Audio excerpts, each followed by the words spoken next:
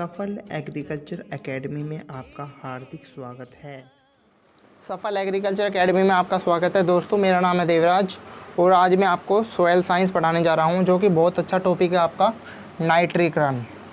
Exam में काफ़ी बार पूछा जा चुका है, तो आज हम इसी को आपको पढ़ाएंगे।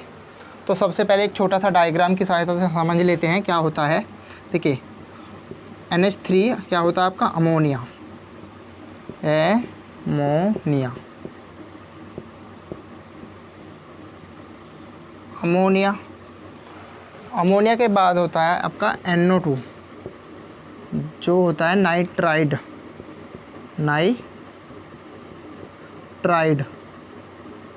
इसके बाद होता है NO3 जो होता है नाइट्रेट। देखिए समझिए, अमोनिया से नाइट्रेट का बनना ही नाइट्रीकरण कहलाता है। एक पॉइंट आपका होगा। दूसरा पॉइंट क्या है, वायुमंडल में जो अमोनिया होती है वो अमोनिया नाइट्राइड में परिवर्तित होती है, लेकिन ये डायरेक्टली परिवर्तन नहीं होता। इस परिवर्तन को एक जीवाणु होता है नाइट्रोसोमोनास, ये जीवाणु है। वायुमंडल में उपस्थित ये जीवाणु अमोनिया को नाइट्राइड में परिवर्तन करता है। ये नाइट्राइड नाइट्रोबैक्टर नाम का एक जीवाणु होता है वायुमंडल में ही। नाइट्राइड को नाइट्रेट में जो परिवर्तन करता है वो जो जीवाणु आपका नाइट्रोबैक्टर करता है। देखिए 3 पॉइंट बने यहाँ पर। अमोनिया से नाइट्रेट का बनना आपका क्या कहलाएगा, नाइट्रीकरण। लेकिन नाइट्रीकरण की जो अभिक्रिया है ये डायरेक्टली नहीं होती।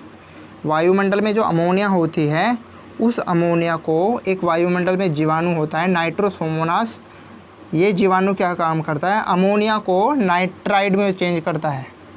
नाइट्राइड बनने के बाद वायुमंडल में एक और जीवाणु होता है जो नाइट्रोबैक्टर नाम है उसका, और वो नाइट्रेट बनाता है। 3 पॉइंट हुए आपका।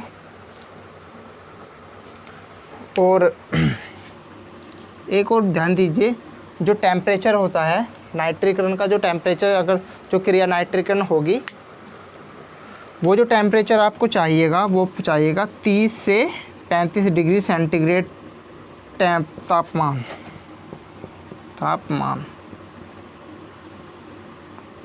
और जो pH मान होगा, pH मान,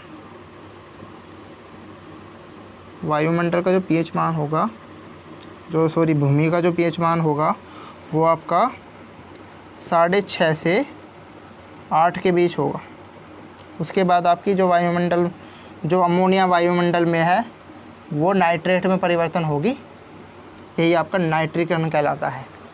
एक बात और, जो नाइट्रीकरण होती है, नाइट्रीकरण अभिक्रिया जो है, ये वायुमंडल के अंदर जो नमी होती है ना, नमी जो ऑक्सीजन होता है उसकी उपस्थिति में होती है। तो इसी क्रिया को नाइट्रीकरण को ऑक्सीकरण भी कहते हैं।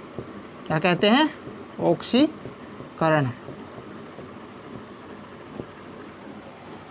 और नाइट्रीकरण ही आपका विनाइट्रीकरण की उल्टी अभिक्रिया होती है। ये टॉपिक भी देखिए, नाइट्रीकरण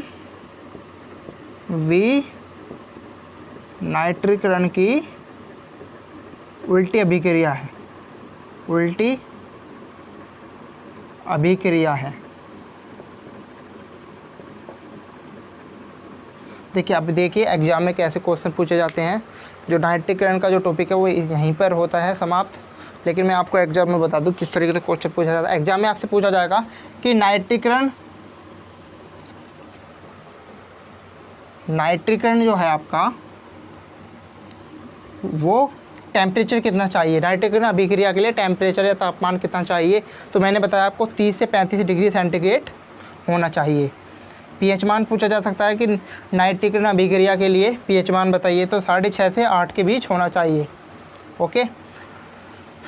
अमोनिया से नाइट्राइड जो बनाता है जीवाणु, उसका नाम क्या है, तो नाइट्रोसोमोनास। और आपका अमोनिया से नाइट्रेट का बनना ही आपका क्या कहलाता है, नाइट्रीकरण कहलाता है। आपसे पूछा जा सकता है कि ऑक्सीकरण जो आपका है, ऑक्सीकरण जो नाइट्रीकरण की अभिक्रिया है, ऑक्सीकरण का उसमें क्या रोल है। देखिए वायुमंडल में ऑक्सीजन होगा ही, तो वायुमंडल में जब आपका ऑक्सीजन होगा तो ऑक्सीजन जब आपका वायुमंडल में होगा तो उसी से जो अभिक्रिया होगी वो आपकी नाइट्रीकरण होगी। तो आज का वीडियो इतना ही, मिलते हैं अगले वीडियो में। तब तक आप अपने और अपने परिवार का ध्यान रखिए। जय हिंद, जय भारत। अगर आपका कोई सवाल है तो आप हमें कमेंट कर सकते हैं या डायरेक्टली कॉल भी आप हमें कर सकते हैं। हमारा जो नंबर है 7900812587।